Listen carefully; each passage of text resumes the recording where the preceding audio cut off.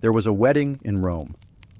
Not just any wedding, but an imperial one, with all the pomp and splendor you'd expect for an emperor. There was a bride, veiled and demure, dressed in the flaming colors of a new wife. There was a dowry, a contract, and a public ceremony. The only thing missing was the bride. Or, to be more precise, the person under the veil was not a woman. It was a boy named Sporus. And the groom, the most powerful man in the known world, Emperor Nero, had ordered him surgically altered to resemble, as closely as possible, the wife Nero had lost. This wasn't a secret affair in a dark palace corridor. This was a public spectacle. Nero paraded his new empress through the streets, demanding that Sporus be addressed with the titles and respect due to his wife. He had created a living doll, a human echo. The question isn't just why a man would do this. The real question is how. How do you convince an entire empire to play along with a delusion? How do you make reality itself bend to your will? To understand that, you have to meet the woman he was trying to bring back from the dead. Her name was Poppaea Sabina, and by all accounts she was the great love of Nero's life. She was beautiful, intelligent, and ambitious. A perfect match for an emperor who saw himself as a god of the arts. For a time, their life was the center of the Roman universe. They were the ultimate power couple, and Nero was utterly captivated by her. But Nero's love was a possessive, suffocating thing. It was the love of a collector for his most prized possession. And one day, in a fit of rage, the story goes he flew into a fury over her nagging him for coming home late from the chariot races. He kicked her. She was pregnant at the time, and the blow ended her life. Whether it was an accident or a moment of pure monstrousness, we'll never know. But the result was the same. Poppaea was gone, and Nero shattered. He was plunged into a grief so profound, so theatrical, it bordered on madness. He had her body embalmed with spices, refusing to let it be cremated in the Roman tradition. He wanted to preserve her. He delivered a stunning eulogy, deified her, and built her a temple. But statues and temples weren't enough. He was an emperor.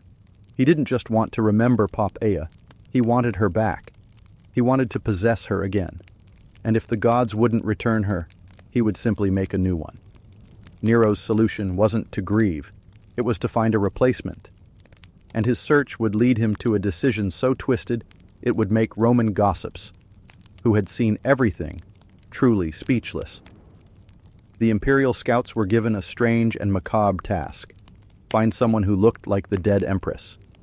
They searched throughout the empire, a bizarre reverse Cinderella story, where the prize wasn't a prince, but the obsessive grief of a broken tyrant. Eventually, they found him, a young freedman, a former slave, named Sporus. The resemblance was apparently uncanny. The same delicate features, the same face that had haunted Nero's dreams. For the emperor, it was a miracle, a sign. He had found his Poppaea again, or at least a canvas on which he could paint her image. Nero brought the boy to the palace. He began calling him Poppaea. He dressed him in the late empress's clothes, had him wear her jewelry. But there was a problem.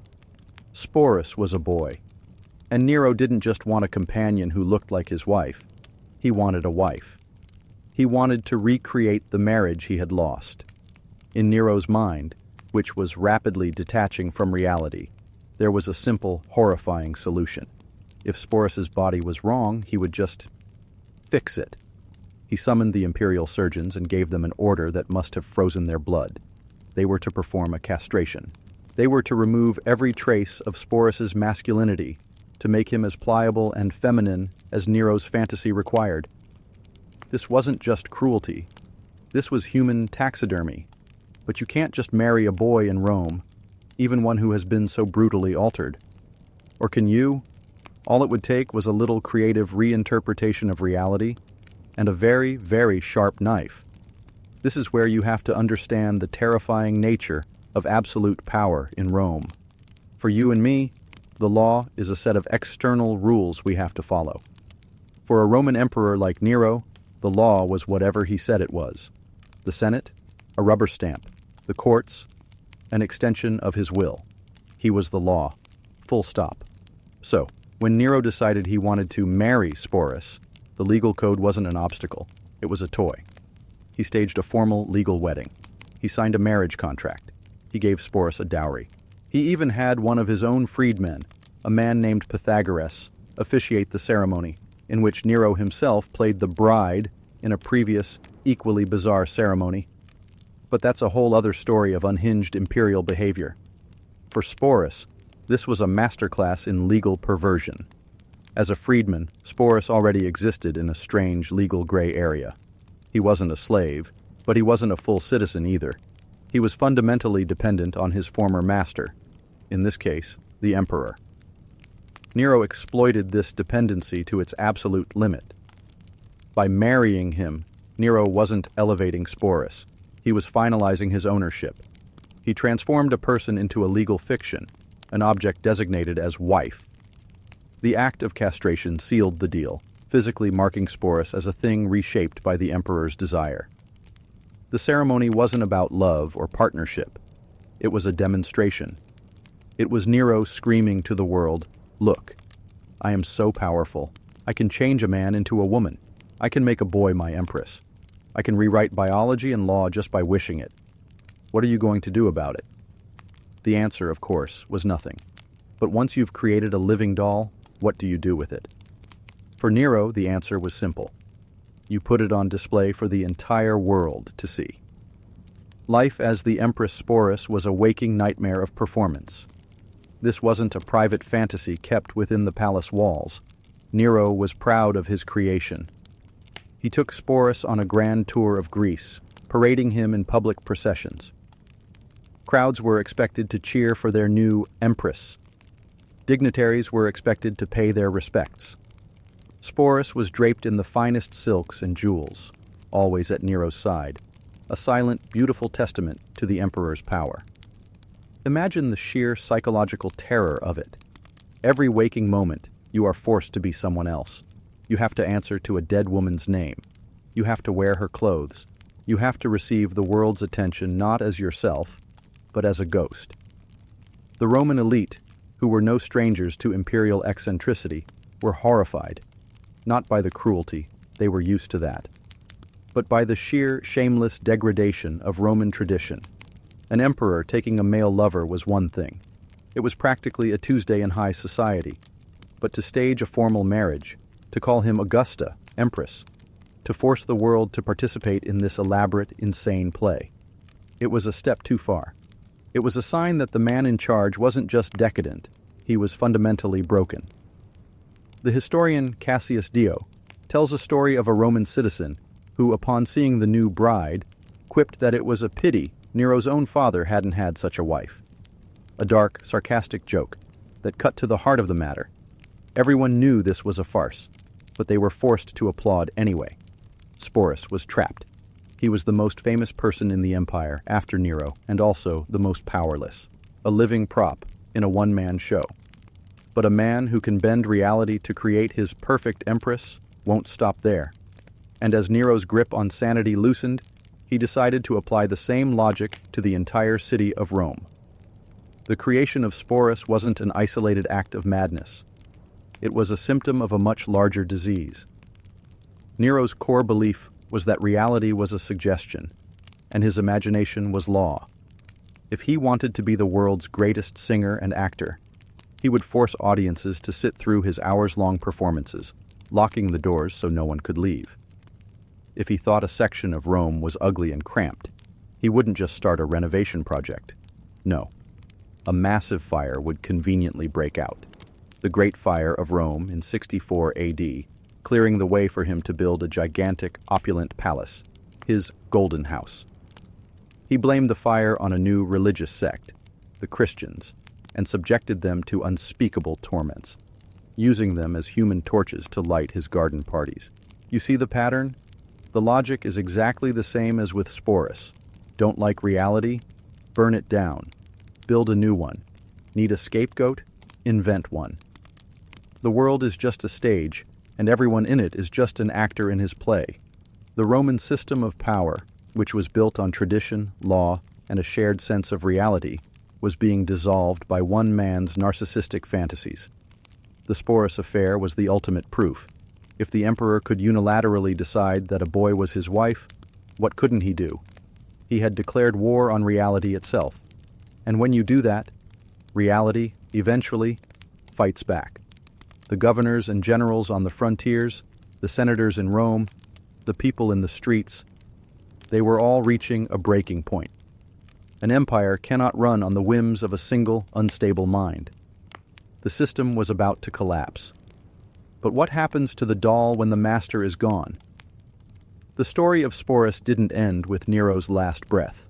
In fact, his final chapter is perhaps the most tragic of all. When the revolts finally came and the Senate declared Nero an enemy of the state, his world crumbled.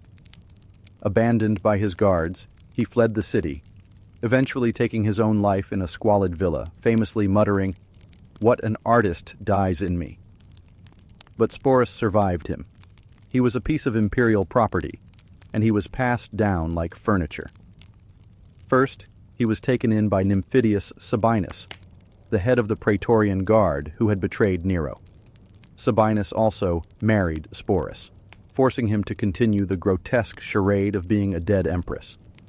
When Sabinus was eliminated in the chaotic power struggle that followed, Sporus was passed to the next emperor, Otho. Otho, who had once been married to the real Poppaea, also paraded Sporus in public, a sick, nostalgic trophy of a bygone era. But the wheel of fortune kept turning. Otho fell, and the new emperor, Vitellius, had a final cruel plan for Sporus. He intended to force Sporus to reenact the famous myth of the abduction of Persephone in the gladiator arena, a public spectacle that would have undoubtedly ended in his brutal, ritualized demise. For Sporus, this was the final indignity. He had been a boy, a freedman, a ghost, an empress, a trophy, and now a condemned performer. He had been so completely stripped of his own identity that his only remaining path was to be destroyed for public entertainment.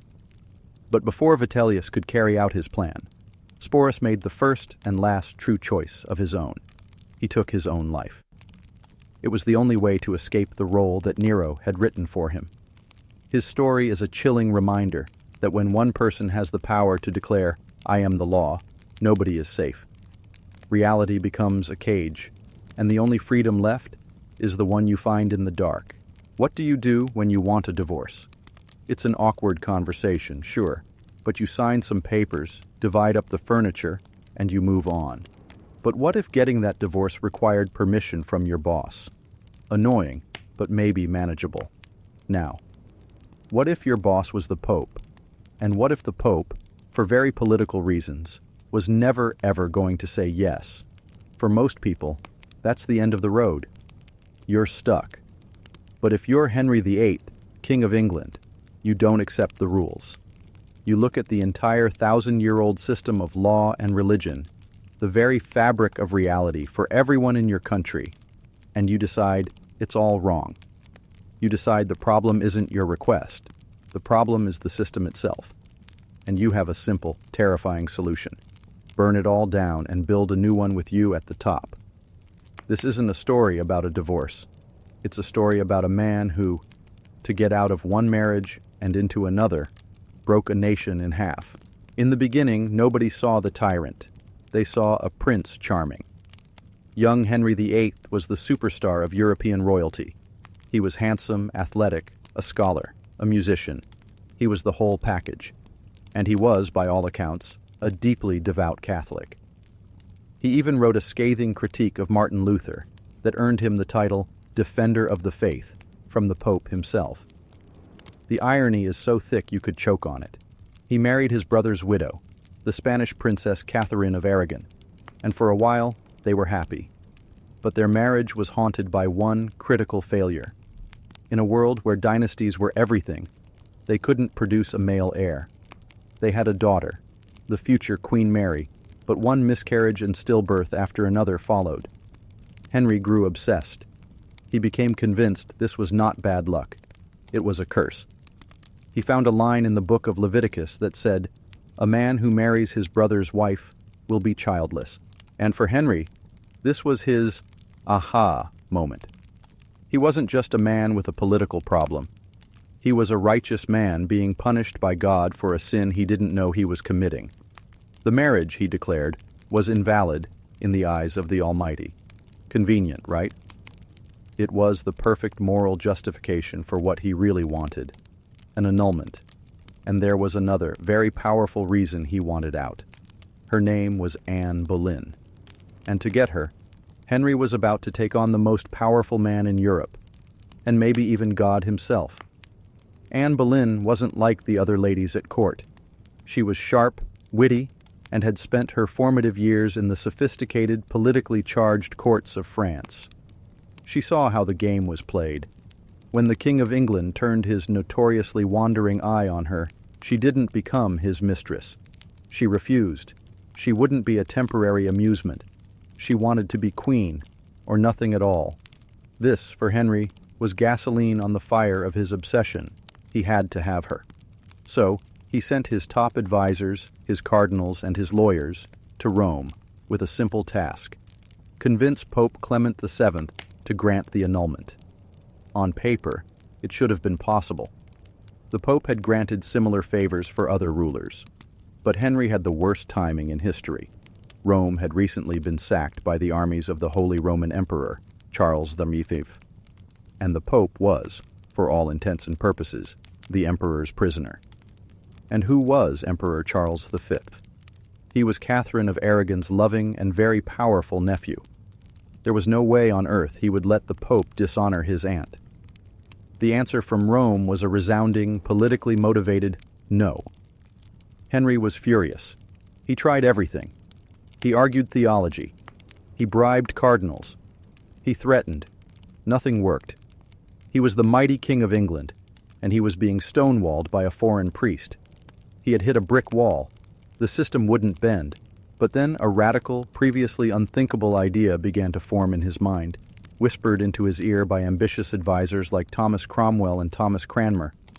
What if he didn't have to bend the system? What if he could just get rid of it? This is where the story shifts from a messy royal divorce to a full-blown revolution. The new idea was breathtakingly simple and profoundly arrogant. Who says the Pope gets to be in charge? For 1,000 years, the Pope in Rome had been the supreme head of the Christian Church in Western Europe. It was a fundamental truth of life, like the sun rising in the east. Henry's advisors started planting a different idea. England is England. The king is the king. Why should some Italian bishop have any say over what happens here? This wasn't just a legal argument. It was a declaration of war on reality, as people knew it. And in 1534, Henry made it official. He had Parliament pass the Act of Supremacy. The act stated that the King of England and his successors shall be taken, accepted, and reputed the only supreme head on earth of the Church of England. Just like that, with the stroke of a pen, he performed a kind of corporate takeover of God. He wasn't just the head of the state anymore. He was the head of the Church. He was the Pope of England. The entire legal and spiritual authority of Rome was simply deleted. His new Archbishop of Canterbury, the ever-helpful Thomas Cranmer, promptly declared Henry's marriage to Catherine null and void from the beginning. And his secret marriage to a now pregnant Anne Boleyn? Totally legal. Problem solved. For anyone who disagreed, the solution was equally simple. Sir Thomas More, his brilliant former chancellor, and a man of unshakable Catholic faith, refused to accept the act. He couldn't swear an oath that a king was head of the church. For this, Henry had his old friend tried for treason and unalived. The message was clear. My reality is now your reality. Get on board or lose your head. So, he got what he wanted. He had his new queen, Anne. He had his new church. He was the undisputed master of his own kingdom. And you'd think that would be the end of it. But when you build a machine designed to satisfy your every whim, you tend to keep using it. He had created a legal precedent. If the king needs something, the law is whatever he needs it to be. And it turned out the king needed more than just a new wife. He needed money, a lot of it. And where was all the money and land in England? In the monasteries. For centuries, monasteries had been centers of wealth, learning, and charity. But now, under the new rules, they were just institutions loyal to a foreign power, the Pope, that Henry had made illegal. So, he started the dissolution of the monasteries. It was pitched as a religious reform, a way to get rid of corruption. In reality, it was the biggest asset-stripping scheme in English history. His agents went out, dissolved hundreds of monasteries, kicked out the monks and nuns, and seized their lands, their gold, their silver, and their libraries, funneling the wealth directly into the king's coffers. He had rewritten the law to get a wife, and in the process, realized he'd handed himself the keys to the entire country's treasure chest. But the machine he built wasn't done yet, because after all that, his new wife, Anne Boleyn, did the one thing she wasn't supposed to do. She gave him a daughter, another girl, and the legal system Henry had created to get rid of one queen would prove terrifyingly efficient at getting rid of another. The irony is almost too perfect. The whole point of this national trauma, breaking with Rome, executing his friends, plundering the church, was to get a legitimate male heir.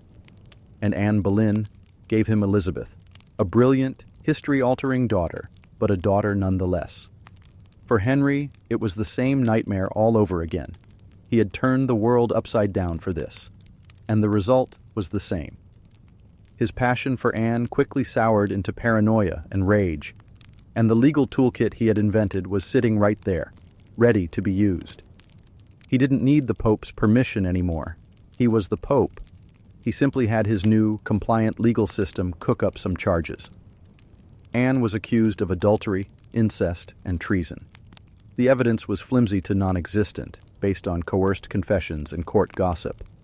But it didn't matter. The verdict was a foregone conclusion. The man who moved heaven and earth to marry her now used that same power to have her executed. She lost her head on Tower Green, less than 3 years after being crowned queen. It was a chilling demonstration of the new reality. The law was no longer a set of principles. It was a weapon, and its only purpose was to serve the king's will. He married his third wife, Jane Seymour, the very next day. She would finally give him his son, Edward. But this monster he had unleashed, this idea that law is just a convenience, had a life of its own, and it would continue to consume wives and tear his country apart long after he was gone. Henry's personal quest for a son had consequences far beyond the palace walls. He thought he was solving a succession crisis, but what he actually did was create a wound in the soul of his nation that would fester for centuries. He got his sickly son, Edward VI, who took the throne as a boy and pushed England even further into radical Protestantism. But Edward died in his teens. So who took the throne next? Mary, the devoutly Catholic daughter of the first wife he'd cast aside, Catherine of Aragon. She dragged England back to Catholicism with a vengeance, burning hundreds of Protestants at the stake and earning the nickname Bloody Mary. After she died, who came next? Elizabeth I, the fiercely intelligent Protestant daughter of the second wife he'd executed, Anne Boleyn. She would rule for over 40 years, navigating the religious chaos her father had created and forging England's identity as a major Protestant power. The very stability Henry craved was ultimately delivered not by the son he ruined a country for, but by the daughter he never wanted. His personal, selfish quest didn't bring order. It unleashed a century of religious strife, rebellion, and bloodshed. He tore down a system built over a millennium because it was inconvenient for him. He thought he was making himself a god, but all he did was prove how dangerous it is when one man's desires become everyone else's reality. In the end, it was never really about God or the Bible or the legitimacy of his marriage. It was about want. Henry wanted a son. He wanted Anne Boleyn. He wanted more money. He was a man defined by an appetite that could never be satisfied. Unlike other tyrants who simply ignored the law, Henry did something far more insidious. He twisted it, reshaped it, and wore it as a costume to legitimize his own ego. He didn't just break the rules, he forced an entire nation to agree that his new rules were divine and just. The story of Henry VIII is the ultimate cautionary tale. It shows how the personal obsessions of a single person, when armed with absolute power, can hijack a country's destiny, leaving a legacy of chaos that outlives the man, his wives, and even the son he sacrificed everything for. The Roman Senate was assembled. The most powerful men in the empire, titans of law and politics, stood in their heavy togas, waiting for the emperor to announce his choice for the highest office in the land, the consulship. This wasn't just another political appointment. This was a sacred tradition, the bedrock of the Roman Republic, an office once held by giants like Cicero and Caesar. The Emperor Caligula stepped forward. The room held its breath, and then he made his announcement. His candidate, the man he intended to elevate to this legendary position, was his horse, his favorite horse, Incitatus. The senators stared, their minds scrambling to process the sheer glorious absurdity of it all. He wasn't joking. He was dead serious. He was going to make his horse a consul of Rome. This wasn't just the act of a madman. It was something far more brilliant and terrifying. It was the ultimate power move, a gesture so profound in its contempt, it was practically a work of art. Caligula wasn't trying to prove his horse was a great politician. He was trying to prove that the Roman Senate and the very idea of Roman law had become so utterly meaningless that his horse could be a consul, and it wouldn't make a single bit of difference. It was a joke with a very sharp, very bloody punchline. And to understand how he got to this point, you have to understand the horse himself. Incitatus wasn't just any horse. He was the emperor's most beloved companion, and Caligula treated him better than most human beings in the empire. Incitatus lived in a stable made of marble, with an ivory manger. He drank from a golden bucket. He wore a collar studded with precious jewels. He had a dedicated staff of servants to attend to his every need. Before races, Caligula would station soldiers in the neighborhood to enforce absolute silence, so the horse wouldn't be disturbed. Spoiler?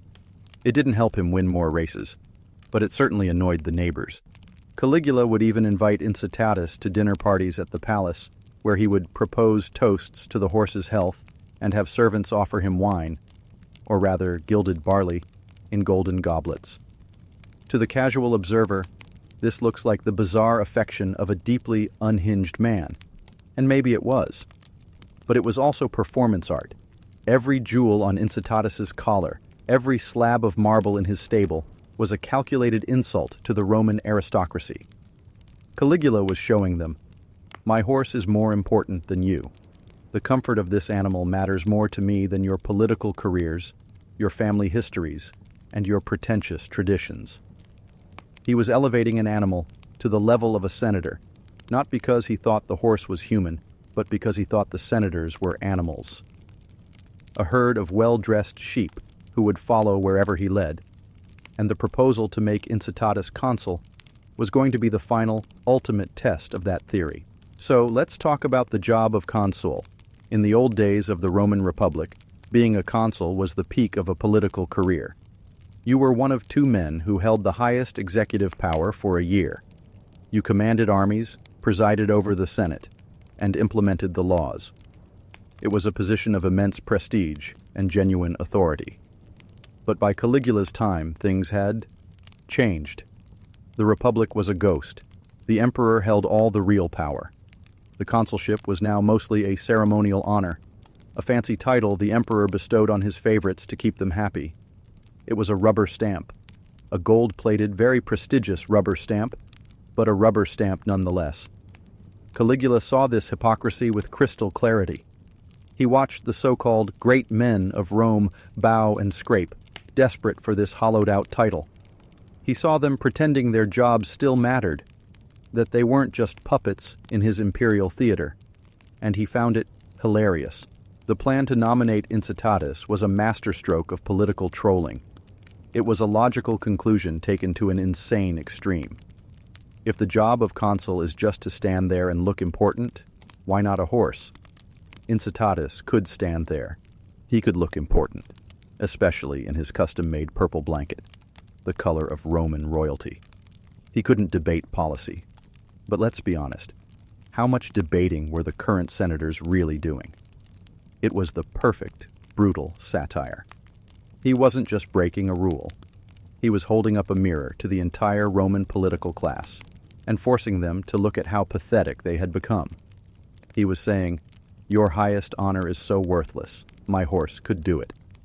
And the terrifying part was, he was right. Imagine you're a Roman senator on that day. You've spent your entire life scheming, backstabbing, and brown-nosing your way to the top. You've endured endless boring speeches and navigated deadly political traps, all for a shot at the consulship. And now, the emperor tells you your next colleague will be a horse. What do? If you laugh, you're mocking the emperor. That's a one-way ticket to exile or worse. If you object, you're questioning his authority. That's treason. Your only option is to play along. You have to nod gravely. You have to pretend this is a reasonable, maybe even inspired political appointment. You have to be ready to stand on the floor of the Senate and say, "I welcome my esteemed colleague, Mr. Incitatus." This is the genius of Caligula's move. He forced the Senate to participate in its own humiliation. By taking his absurd whim and wrapping it in the formal legal process of a consular appointment, he co-opted the very system he was mocking. He was using the law to destroy the dignity of the law. He made the senators his accomplices. Every time they would have to address Consul Incitatus, every time they would have to pretend to consult him on matters of state, they would be reminded of their own powerlessness. It was a constant, grinding act of psychological warfare. Caligula understood something fundamental about power. You don't just need to defeat your enemies. You need to make them look ridiculous. And there is nothing more ridiculous than being outranked by a horse. But this kind of behavior doesn't happen in a vacuum. To understand the horse, you have to understand the boy who became the monster. Caligula wasn't born a monster. He was forged in the toxic, paranoid furnace of the imperial family. His nickname, Caligula, means little boot, given to him by the soldiers his father commanded, who adored him as a cute little mascot. But his childhood was a horror show.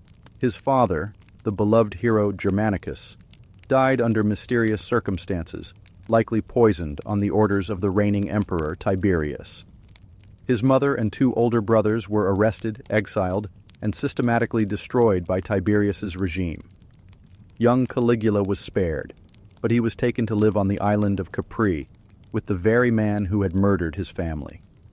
He spent his teenage years as a political prisoner, walking on eggshells, learning to hide his every thought and emotion behind a mask of perfect obedience.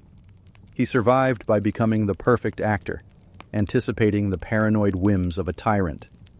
When Tiberius finally died, and Caligula was hailed as the new emperor, the people of Rome celebrated. They thought they were getting the son of the heroic Germanicus. For a few months it seemed like they were right. He was generous and popular, but something snapped. A severe illness, a fever that nearly took his life, seemed to change him. When he recovered, the mask came off, the years of repressed trauma, the lessons learned at Tiberius's knee. It all came pouring out. He had learned that the only way to be safe was to have absolute, unquestionable power. He had learned that cruelty was a tool, and that people were playthings. The consul horse idea wasn't born from madness alone. It was born from a deep, scarring understanding of how power truly worked in Rome. It was the revenge of the little boy who had to watch his family die, now showing the men who did nothing to stop it just how meaningless their titles and traditions really were. The final act of this grand political theater never actually happened. Before Caligula could officially install Incitatus in office, his reign of terror came to a predictable end.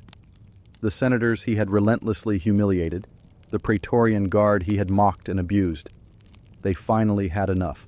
They couldn't live in a world where their careers, their lives, and their dignity depended on the whims of an unstable emperor who thought his horse was a serious political candidate.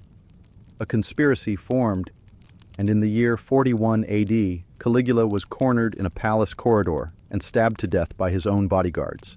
His grand joke was cut short. Incitatus was spared the burden of high office. The story goes that the senators, in one last jab at their fallen tyrant, passed a motion to ensure the horse could never be charged with neglecting his consular duties. But the legend of the horse consul lived on. It became the ultimate symbol of Caligula's reign. It was more than just a story about a crazy emperor. It was a story about the fragility of systems. It showed that any institution, no matter how ancient or revered, is only as strong as the people who believe in it. Caligula didn't need to burn down the Senate House. He just had to expose it as an empty stage. He showed the world that if you have enough power, law and tradition become a joke. And he forced the most powerful men in Rome to be the punchline. It's a chilling reminder that sometimes the most effective way to destroy a system isn't with an army, but with a single, perfectly aimed, and utterly absurd gesture. One that makes everyone ask, if a horse can be consul, what's the point of any of this? And when people start asking that question, the whole thing is already starting to fall apart. Our Doc, who art in the national palace for life, hallowed be thy name. Thy will be done in Port-au-Prince as it is in the provinces. Give us this day our new Haiti, and forgive not the trespasses of the anti-patriots. This wasn't some dark parody whispered in secret. This was a version of the Lord's Prayer, rewritten and published in newspapers and taught to children in Haiti. It was the official, state-sanctioned prayer. The Doc it referred to was François Duvalier, the nation's president. And he wasn't just a ruler, he was, according to the laws he himself had written, the living embodiment of the Haitian nation, a demigod on earth. We've seen emperors make their horse a consul, and kings hijack God to get a divorce. But this is different. This is the 20th century.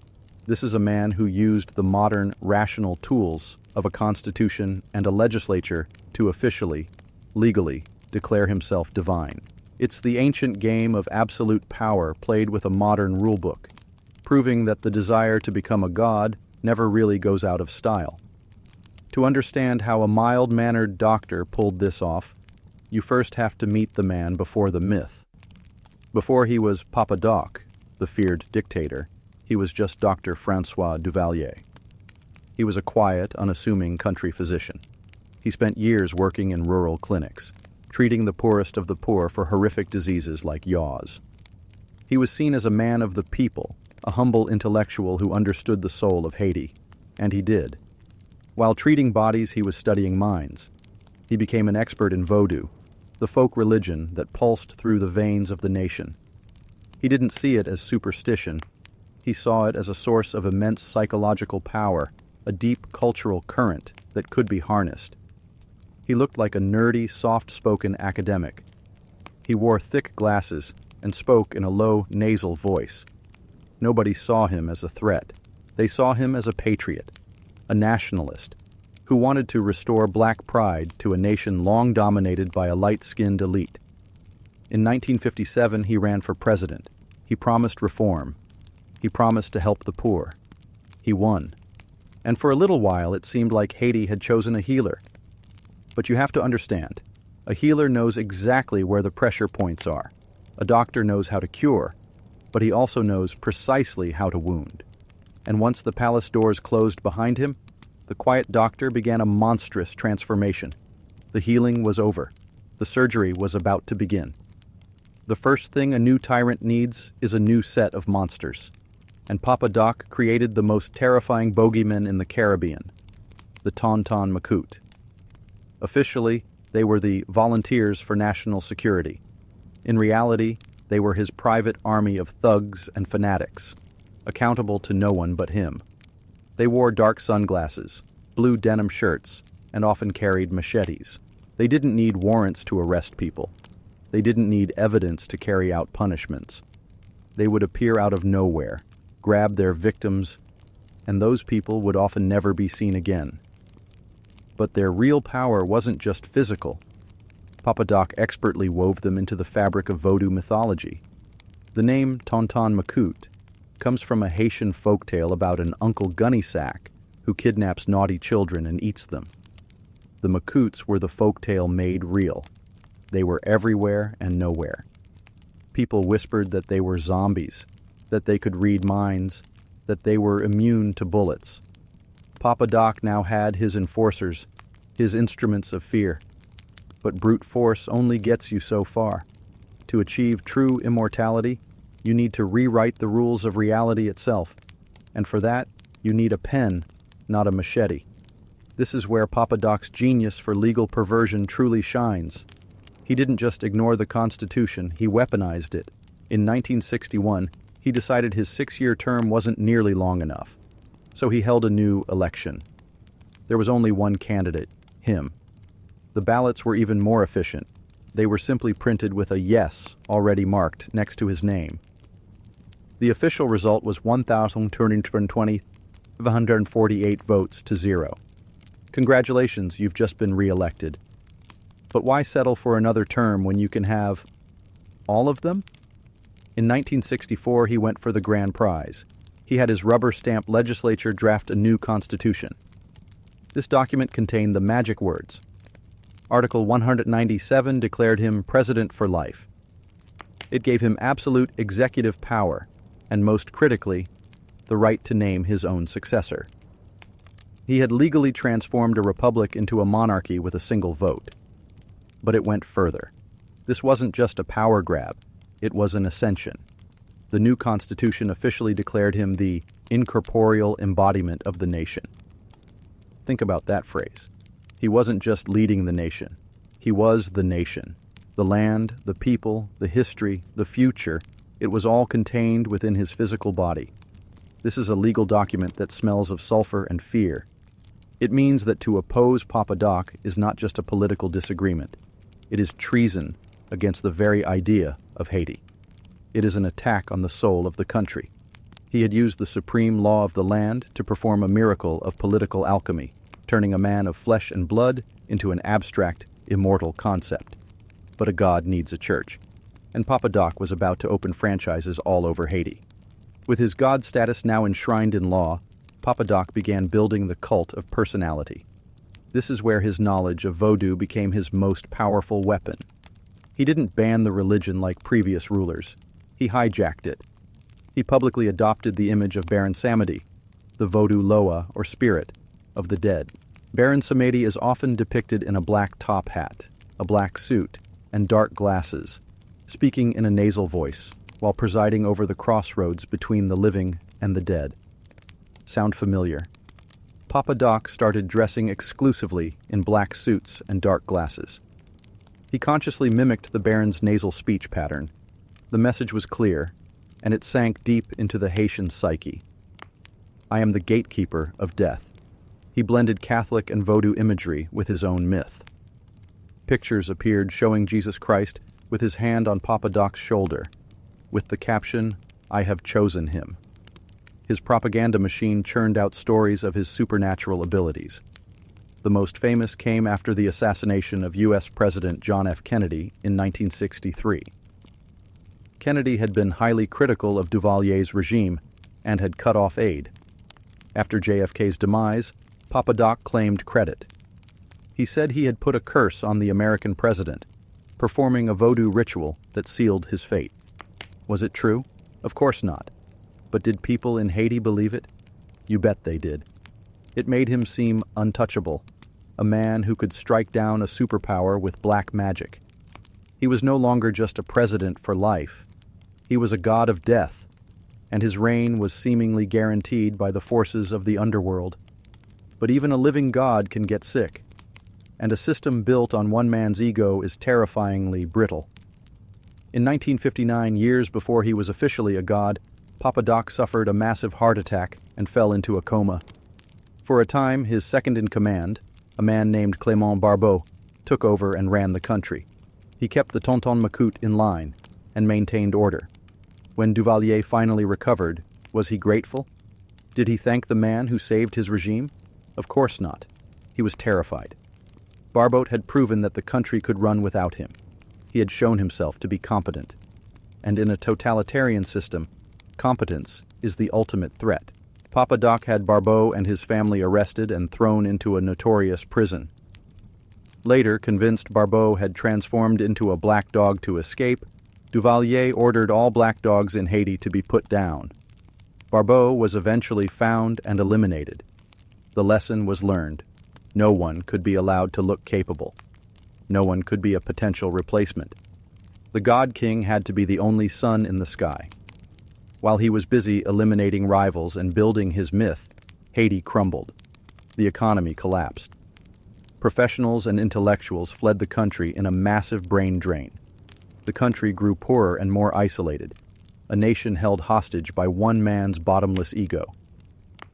But Papa Doc had a plan for that, written right into his holy constitution, a succession.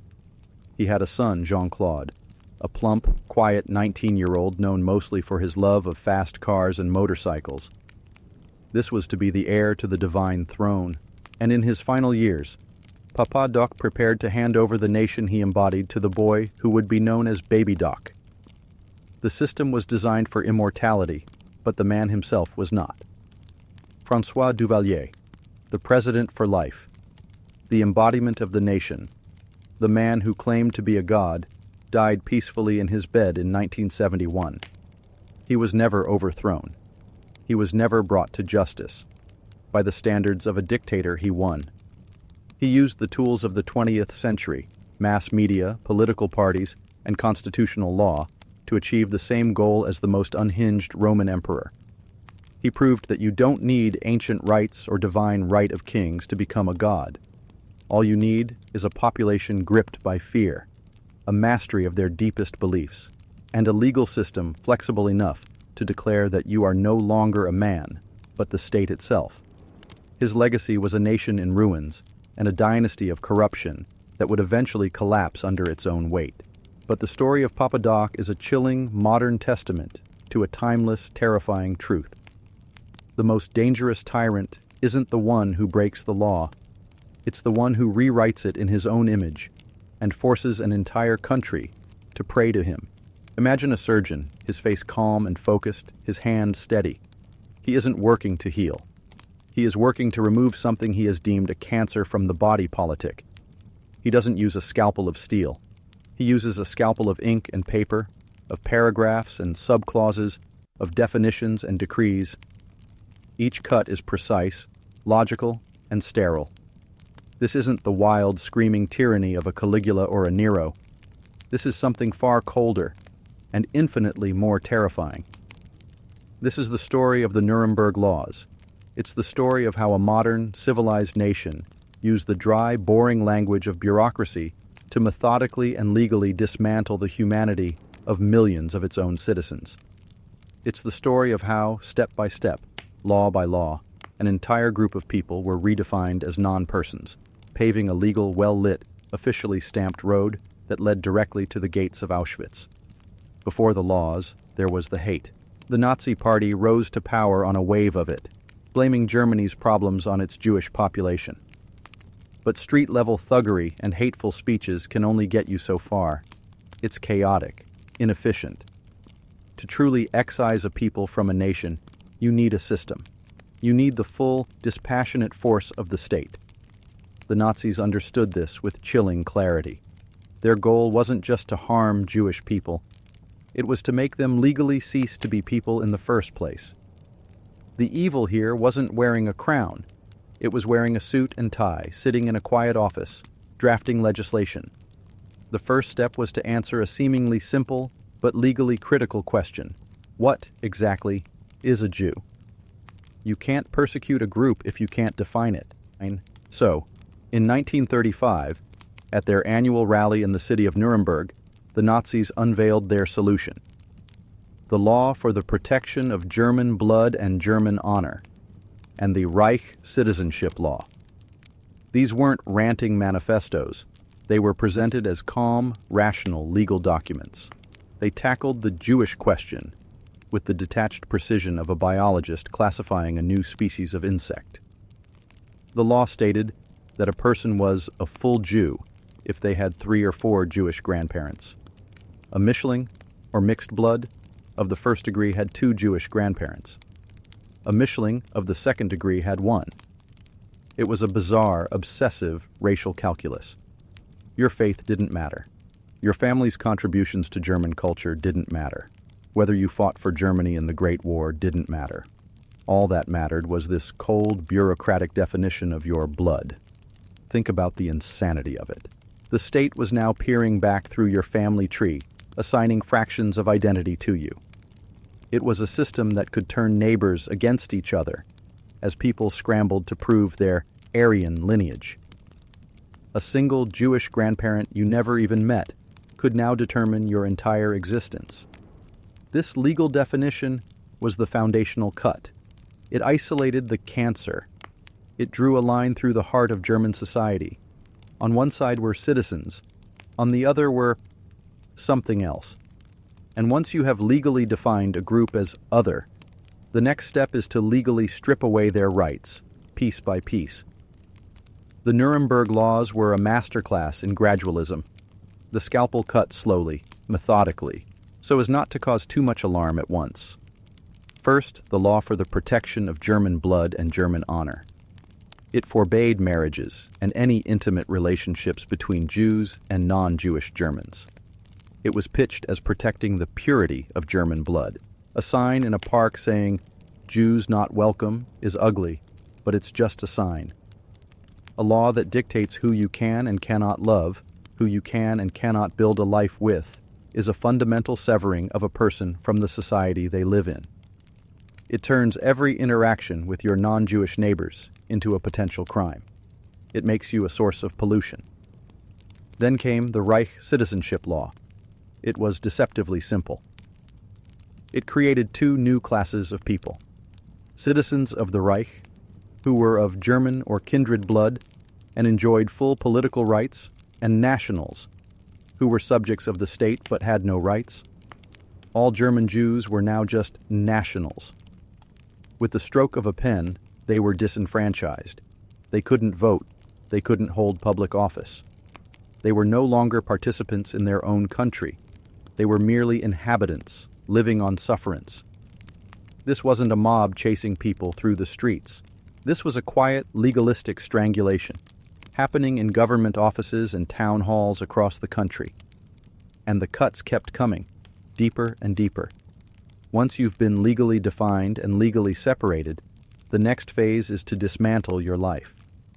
A blizzard of subsequent decrees and regulations followed, each one another precise cut of the scalpel. Jewish doctors were forbidden from treating non-Jewish patients. Then they were stripped of their licenses altogether. Jewish lawyers were disbarred.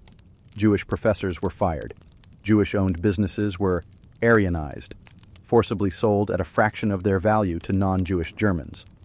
Jewish children were expelled from public schools. Soon Jews were banned from parks, from swimming pools, from theaters, from concert halls. Their driver's licenses were revoked. Their radios were confiscated. They were given a mandatory curfew. Each law on its own might have seemed bearable to some, annoying, humiliating, but maybe not a death sentence. But taken together, it was a systematic, legal dismantling of a person's existence. It was designed to make life so impossible, so degraded, that people would either flee the country, leaving their assets behind for the state to seize, or be left as a helpless, impoverished, and isolated population, completely dependent on the very state that was destroying them. They were being surgically carved out of German society, not with shouts and fury, but with the quiet, relentless efficiency of 1,000 bureaucratic paper cuts. The scalpel was now poised for the final, most terrible incision. By 1938, the legal framework was largely complete. German Jews were no longer citizens. They were no longer professionals. They were no longer even neighbors. They were a legally defined foreign body within the state. The stage was set for the Kristallnacht, the night of broken glass. When a German diplomat was assassinated in Paris by a Jewish teenager, the Nazi regime used it as a pretext to unleash a nationwide pogrom. But this wasn't just random rioting. It had a legal justification. These were not citizens being attacked. They were enemies of the state, whose property was being destroyed. And who was blamed for the cleanup? The Jewish community themselves, who were slapped with a collective fine of 1 billion Reichsmarks for the damages. It was a perfect, diabolical loop. The state encourages the violence, then legally punishes the victims for it. From here, the path forward was clear. The final legal steps were to concentrate this now powerless population. Laws were passed forcing Jews into designated ghettos, cutting them off completely. Then came the law forcing every Jew to wear a yellow Star of David, a visible state-mandated symbol of their non-person status. They were no longer individuals. They were a category, marked for easy identification. All these laws, all these dry bureaucratic steps, were the necessary legal groundwork for the final solution. You cannot efficiently transport and exterminate millions of citizens. It's messy. It's complicated. But you can do it to a population that you have legally, methodically, and officially stripped of all human status. The deportations to the death camps were not, in the eyes of the Nazi state, illegal acts. They were administrative procedures. The victims were not people. They were cargo, items to be processed, their arrivals and disposals recorded with the same cold, bureaucratic precision that had defined them as Jews in the first place. The Nuremberg Laws are a monument to the most terrifying form of tyranny. They show us that evil doesn't always arrive with a sword and a roar. Sometimes it arrives in a briefcase, with a fountain pen, and a perfectly drafted piece of legislation. It uses the language of reason, order, and law not to protect people, but to define them out of existence.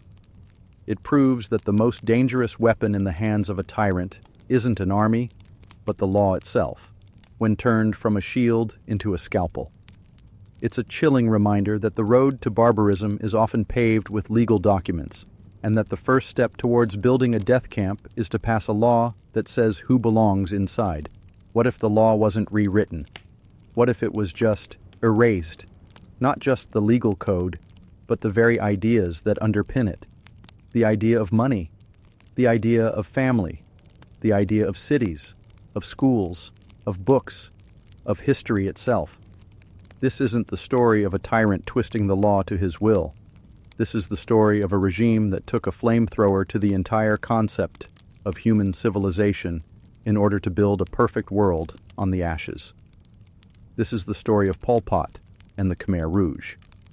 In 1975, they didn't just seize power in Cambodia. They initiated Year Zero. The calendar was reset. Everything that came before was declared a mistake, a corruption to be annihilated. This wasn't about rewriting reality. This was a Command-Alt-Delete for an entire country. And it shows us the terrifying logical endpoint of absolute power.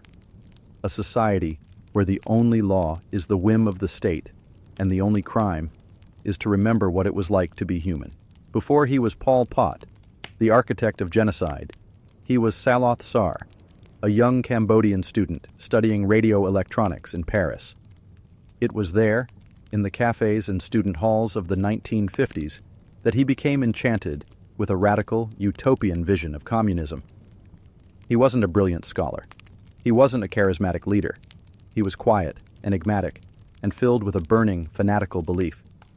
He believed that modern society, with its cities, its intellectuals, its money, its family ties, was a disease. He dreamed of a pure, agrarian utopia, a nation of simple peasants working in collective farms free from the corruptions of the past. It was a beautiful, simple dream. And to make it a reality, he would have to murder a quarter of his own population. When he and his Khmer Rouge soldiers marched into the capital city, Phnom Penh, in April 1975, the people celebrated. They thought the brutal civil war was over. They had no idea their real nightmare was just beginning. Within hours of the Khmer Rouge victory, the abolition began. The first thing to go was the city itself. Armed teenage soldiers, boys and girls with dead eyes and AK-47s, marched through the streets of Phnom Penh, a city of 2 million people, and ordered everyone to leave. Immediately. They didn't care if you were in the middle of surgery in a hospital, or if you were a newborn baby, or an elderly woman who couldn't walk. Leave. Now. The excuse was that the Americans were about to bomb the city. It was a lie. The real reason was ideological. In the eyes of the Khmer Rouge, cities were the source of all evil, of capitalism, of foreign influence, of intellectualism. To build their utopia, the city had to die. So began a horrific death march. Millions of people were forced out of their homes at gunpoint, carrying whatever they could, and herded into the countryside. The sick died on the roads. Families were separated in the chaos. The entire urban population of Cambodia became a river of desperate refugees, flowing into a jungle that was about to become their prison. The next thing to be abolished was the very idea of a personal life. The Khmer Rouge declared that history was over. From this day forward, there was only Angkar, the organization. Angkar was the all-powerful, all-knowing state, and Angkar demanded total, absolute loyalty. Family ties? A bourgeois sentiment. Children were separated from their parents and placed in collective labor camps, where they were taught that Angkar was their only true mother and father. Marriage? Angkar would decide who you married, in mass ceremonies, with hundreds of other strangers. Love was a crime. Personal possessions? Abolished. The only things you owned were a black pajama-like uniform and a spoon. Religion? Churches and Buddhist temples were destroyed or turned into warehouses and prisons. The monks were executed. There was only one god now, Angkar. And money? It was literally blown up. The Khmer Rouge dynamited the National Bank, sending clouds of now worthless banknotes fluttering over the empty city. The message was unmistakable. Everything you thought had value is now garbage. The only thing of value is your labor, and that belongs to us. In this new world, year zero, there was no need for a formal legal system. There were no courts, no lawyers, no trials. The law was simple. Do what Angkar says, or you die. And the list of things that could get you killed was long and terrifyingly absurd. It became a capital crime to have soft hands, because that meant you were an intellectual who hadn't done manual labor. It was a crime to wear glasses, for the same reason. It was a crime to know a foreign language.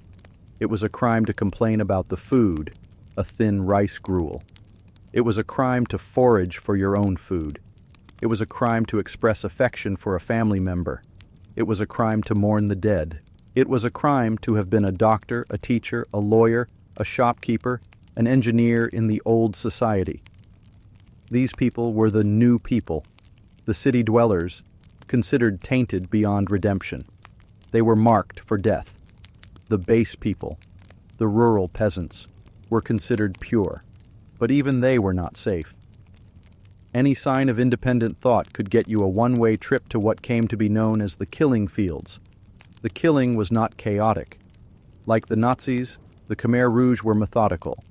They were pathologically obsessed with documenting their own atrocities. When a person was marked for re-education, they were sent to a place like Tuol Sleng, a former high school in Phnom Penh that was converted into the infamous S-21 prison. There, they were tortured relentlessly until they confessed to being spies for the CIA, the KGB, or anyone else their captors could imagine. They were forced to name their co-conspirators, implicating friends, family, and neighbors, who would then be rounded up in turn. These confessions, meticulously typed out, were the only legal documents that existed. Once the confession was signed, the prisoner and their entire family, including their children, were taken away to be executed. The regime's logic was that if you eliminate a traitor, you must also eliminate his family to prevent them from seeking revenge. To dig up the grass, the saying went, you must remove the roots. Bullets were considered too expensive to waste on executions. The victims were bludgeoned to death with farming tools, their bodies dumped into mass graves. This was the agrarian utopia in practice, a society built on skulls. What happens when you try to erase an entire culture? You create a black hole. Cambodia, a country with a rich history stretching back to the magnificent Angkor Wat Empire, was reduced to a silent, paranoid labor camp. All art, all music, all literature from before year zero was destroyed. The National Library was used to store pig feed. Over 90% of the country's artists and intellectuals were eliminated. The goal was to create a new Cambodian, a person with no memory, no individuality, no connection to anything but the state. It was a society run by traumatized, indoctrinated children with guns, ruling over a starving, terrified population. The dream of a pure, classless society had produced one of the most stratified societies imaginable, those who could kill and those who were to be killed. It was a system so perfectly insane, so committed to its own internal logic, that it began to devour itself. The Khmer Rouge leadership, consumed by paranoia, began to purge its own ranks, accusing loyal commanders of treason and sending them to the same torture chambers they had helped create. The revolution was eating its own children. The end came not from an internal uprising, the population was too broken for that, but from the outside.